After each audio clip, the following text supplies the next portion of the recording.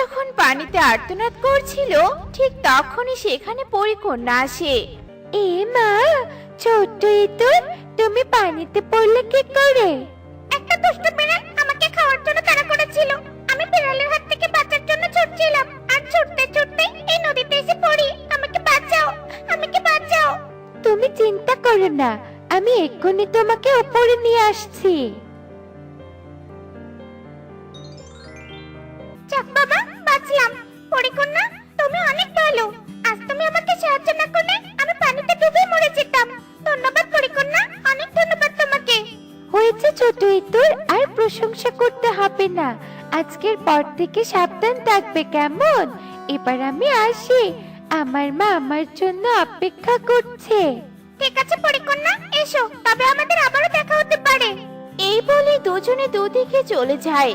পরিকন্যা সেখান থেকে সোজা পরিরাজ্যে তার মায়ের কাছে চলে আসে। পরিকন্যা, তোমার বন থেকে ফিরতে এত দেরি হলো কেন?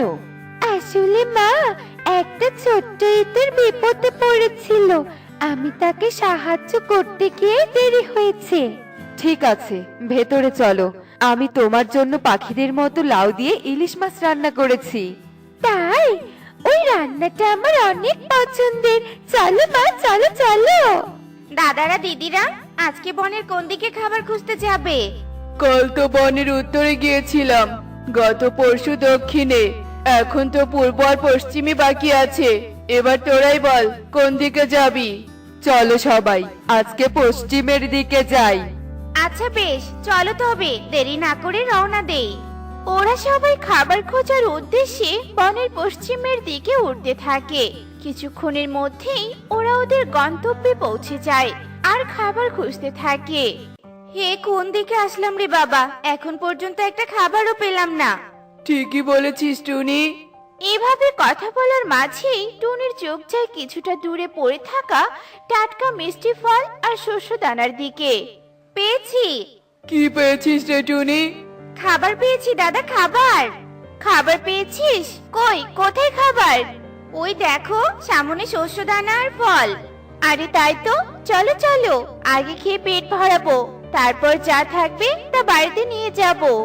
এই বলেই ওরা সবাই ফল আর শস্য দানার কাছে চলে আসে আর খাবারগুলো খেতে থাকে। ঠিক তখনই ওদের সবার উপর শিকারের জাল পড়ে আর ওরা সবাই বন্দী হয়ে যায়। হায় হায়, এ কি হলো? আমরা সবাই যে বন্দী হয়ে গেলাম। এটা শিকারীর ফাঁদ ছিল, আমরা কেউ বুঝতে পারিনি। এবার আমাদের শিকারী ধরে নিয়ে যাবে।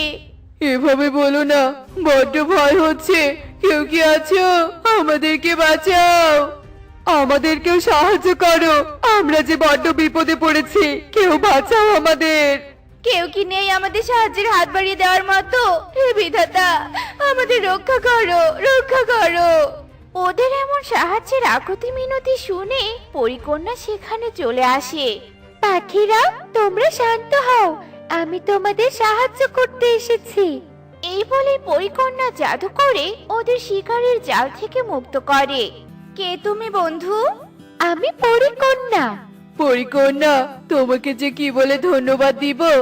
আজ তুমি না থাকলে আমরা সবাই শিকারের হাতে চলে যেতাম। তুমি অনেক ভালো পরিকন্যা। সবাই বুঝলাম, তা তোমরা সবাই এখানে কি করতে এসেছিলে? আমাদের ঘরে কোনো খাবার নেই, তাই এখানে খাবার খুঁজতে এসেছিলাম, আর শিকারীর পাতানো ফাঁদে বন্দি হয়ে পড়ি। তোমাদের আজকে আর খাবার খুঁজতে হবে না, আমি তোমাদের খাবারের ব্যবস্থা করছি। পরিকন্যা জাদু করে অনেকগুলো খাবার প্রকট করে। টুনিরা খাবার পেয়ে বেশ খুশি হয় আর পরীকে ধন্যবাদ জানায়। পরিকন্যা, আমরা তোমার উপর চিরকৃতজ্ঞ থাকবো। তোমার এই ঋণ কোনো দিনও ভুলবো না। বেশ, এবার যে যার বাড়িতে চলে যাও।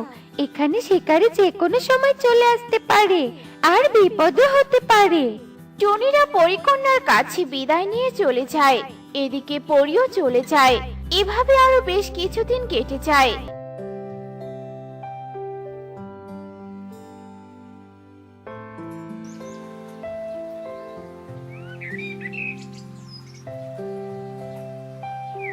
একদিন আরে, এই চিঠিটা কিসের? আর এখানেই বা পড়ে আছে কেন? দেখি তো কি লেখা আছে এতে।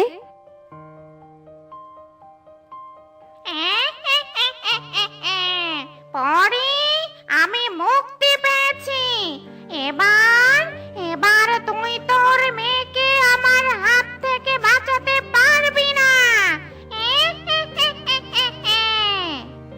ডাইনি, এ তো ডাইনির চিঠি। আমার কন্যার ক্ষতি করার জন্য ও আবার এসেছে। না না, আমার কন্যার আমি কোনো ক্ষতি হতে দিব না। মা, আমি বনে ঘুরতে যাচ্ছি। পরিকন্যা, দাঁড়া, আজ থেকে তোর বাইরে যাওয়া বন্ধ। তুই আজ থেকে কক্ষে বন্দি হয়ে থাকবি। কি বলছো কে মা? কক্ষে বন্দি হয়ে থাকবো? কিন্তু কেন? কি কারণ মা? কোনো কারণ নেই, আমি বলেছি তাই। যা, ঘরে যা। মা, তুমি তো জানোই আমি ঘুরতে ভালোবাসি। আমার সাথে এমন তো করো না মা। বাইরের পরিবেশ তোর জন্য বিপজ্জনক। আমি আর কিছু বলতে চাই না। চল, কক্ষে চল। মা পরি পরিকন্যাকে নিয়ে এসে কক্ষে বন্দি করে রাখে। এভাবে বেশ কিছুদিন কেটে যায়।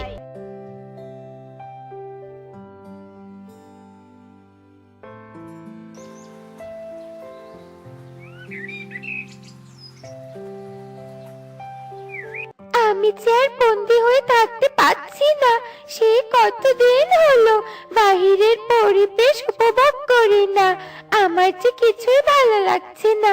আজ মায়ের চোখ ফাঁকি দিয়ে আমি বাইরে বের হবই হব। যাই, দেখি মা কি করছে। এই বলে পরিকন্যা চুপি চুপি কক্ষ থেকে বাইরে আসে আর দেখে তার মা তাকে পাহারা দিতে দিতেই ঘুমিয়ে পড়েছে। মা ঘুমিয়ে পড়েছে, এই সুযোগটাকে কাজে লাগাতে হবে। এই বলে পরিকন্যা লুকিয়ে বন ঘুরতে বেরিয়ে পড়ে। কিছুক্ষণের মধ্যেই পরিকন্যা পরিরাজ্য থেকে সোজা বনে চলে আসে আর বনের সৌন্দর্য উপভোগ করতে থাকে। ঠিক তখনই পরিকন্যার সামনে একটা ডাইনি চলে আসে। পারেনি, পরে তোকে লুকিয়ে রাখতে পারেনি। এবার আমার হাত থেকে তোকে কেউ বাঁচাতে পারবে না। আজই তোর শেষ দিন। চল, আমার সাথে চল। ডাইনি পরিকন্যাকে ধরে তার আস্তানার দিকে নিয়ে যেতে থাকে। ডাইনি, ছাড় আমাকে, ছাড়। মা, বাঁচাও, আমাকে ডাইনি নিয়ে যাচ্ছে। কেউ আমাকে বাঁচাও। মা, আমার ভয় লাগছে। বাঁচাও মা, বাঁচাও। পরিকন্যার এমন আর্তনাদ নিচ থেকে ছোট্ট ইঁদুর শুনতে পায় আর পরিকন্যাকে ডাইনি ধরে নিয়ে যেতে দেখে ফেলে। এত সেদিনে সে পরিকন্যাকে ডাইনি ধরে নিয়ে যাচ্ছে। পরিকন্যার যে এখন সাহায্যের দরকার, কিন্তু কি করে আমি পরিকন্যাকে সাহায্য করব? কি করে? ইঁদুর যখন এসব ভাবছিল তখনই তার চোখ যায় দূরে একটা গাছের ডালে বসে থাকা টুনি, কালু কাকুলি আর কবুতরের দিকে। হ্যাঁ, পেয়েছি, আমাকে এই পাখিরাই সাহায্য করতে পারে। যাই, ওদের কাছে যাই। এই যে পাখিরা, শুনতে পাচ্ছ? আমার বন্ধু পরিকন্যা বিপদে পড়েছে। তোমরা পরিকন্যাকে বাঁচাতে একটু সাহায্য করবে? কি? পরিকন্যা বিপদে পড়েছে? আমরা সাহায্য করব পরিকন্যাকে। তোমরা পরিকন্যাকে চেনো? হ্যাঁ, চিনি। পরিকন্যা একদিন আমাদের সবাইকে বিপদ থেকে রক্ষা করেছে। এবার বলো তো, পরিকন্যার কি হয়েছে? আমি দেখলাম একটা ডাইনি পরিকন্যাকে ধরে নিয়ে যাচ্ছে আর পরিকন্যা সাহায্যের জন্য চিৎকার করছে। কি? ডাইনি ধরেছে পরীকে? আমি ডাইনির হাত থেকে পরীকে বাঁচাতে যেতে পারবো না বাবা। আমি এত তাড়াতাড়ি মরতে চাই না। দাদা, কি বলছো কি এসব? পরিকন্যা একদিন আমাদের বাঁচিয়েছিল, এটা কি ভুলে গেলে নাকি? আজ আমাদের ঋণ পরিশোধের সময় এসেছে দাদা। চলো পরিকন্যাকে বাঁচাতে যাই। টনি, আমরা মরতে যেতে পারবো না। তোর মরার এত শখ, তুই একাই যা। কালু, কবুতর দাদা, চলো এখান থেকে। এরা অকৃতজ্ঞ, এরা ভীষণ অকৃতজ্ঞ। এদের মতো পাখিদের ভুল করেও সাহায্য করা উচিত নয়। টনি বন্ধু, আমি তোমার সাথে যাচ্ছি। আমরা দুজনে পরিকন্যাকে বাঁচাবো। আর দেরি নয়, চলো তাড়াতাড়ি পরিকন্যাকে খুঁজি। ডাইনি তাকে যে কোথায় নিয়ে গেছে। টনি আর ইঁদুর পরিকন্যাকে খুঁজতে থাকে। এদিকে ডাইনি তার আস্তানায় পরীকে নিয়ে এসে বন্দি করে রাখে।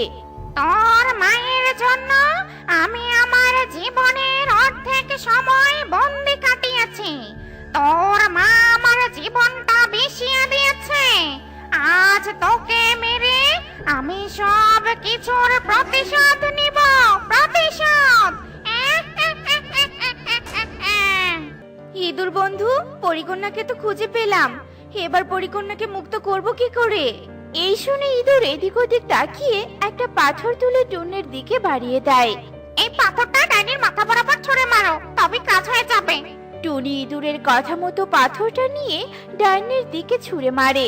পাথর গিয়ে সোজা ডাইনির মাথায় আঘাত করে, আর ডাইনি সাথে সাথেই অজ্ঞান হয়ে মাটিতে পড়ে যায়।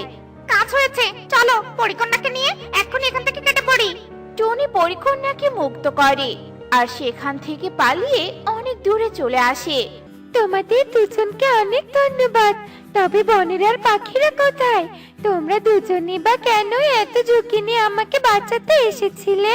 কি আর বলবো পরিকন্যা, আমি ওদের সবাইকে ডেকেছি তোমাকে সাহায্য করার জন্য, কিন্তু কেউই আসেনি, সবাই মুখ ফিরিয়ে চলে গেছে। ওরা স্বার্থপর, আসলে বিপদের বন্ধু প্রকৃত বন্ধু। তোমরা আজ থেকে আমার প্রকৃত বন্ধু। বন্ধুরা, আজ থেকে তোমরা আমার সাথে পরিরাজ্যে থাকবে। চলো বন্ধুরা, আমার সাথে চলো। পরিকন্যা টনি আর ইঁদুরকে পরিরাজ্যে নিয়ে আসে আর বেশ সুখে দিন কাটাতে থাকে। দেখলে তো বন্ধুরা, বিপদের বন্ধুই আসল বন্ধু, আর যে আমাদের উপকার করে তাকে একবার হলেও উপকার করা উচিত। এমনই সব মজার মজার শিক্ষণীয় টুনি পাখির গল্প পেতে আমাদের পাশেই থেকো। আর গল্পটি কেমন হয়েছে তা কমেন্টে জানাতে ভুলো না কিন্তু। Bye bye.